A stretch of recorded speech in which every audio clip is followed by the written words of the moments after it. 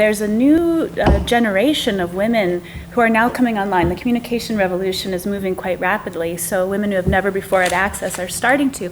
And they go online and they're searching. They're on Google, so search engine optimization actually, and women are looking for women's voice or women's empowerment network or safe place, my voice, and those are search terms from which they find us. There's a practice in Cameroon I didn't know much about, in fact, called breast ironing.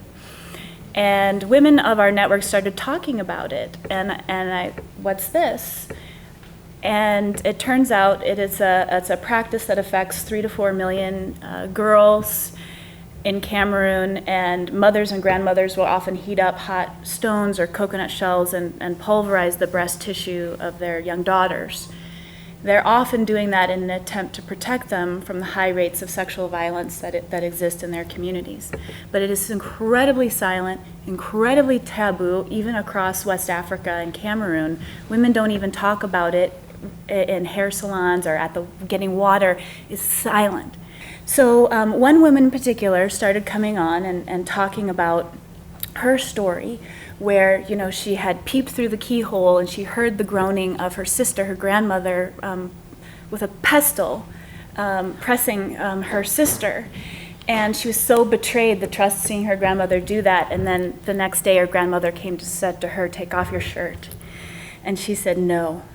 And her story was so powerful that we spotlighted it, and soon enough it got picked up by CNN and went to #1 on CNN that day, and literally has made world headlines. So if you were to Google that today, you'd probably see her name's Chivon Lena. Here's one woman, she'd never before spoken about this, and she got the confidence because it was like validated and reflected back to her that her story mattered and this was not right. And she began encouraging women to tell their own story of what had happened to them through her story, and eventually reached over 20,000 plus women and girls who have now vowed never to do the practice again. And then the national government of Cameroon was using World Pulse and started reading her stories, and then they connected with her and said, "We love your programs." They visited them. "We want to scale this up across the country."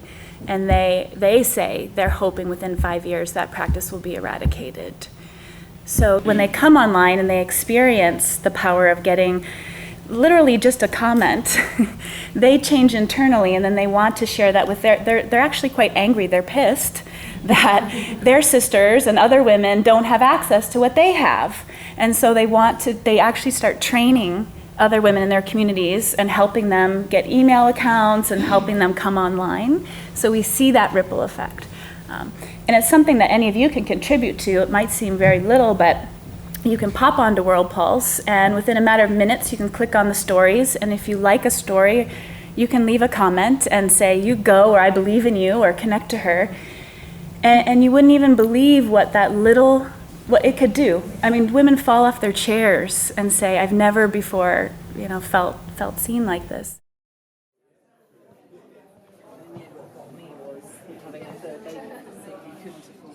Subsidise my business anymore and pay childcare.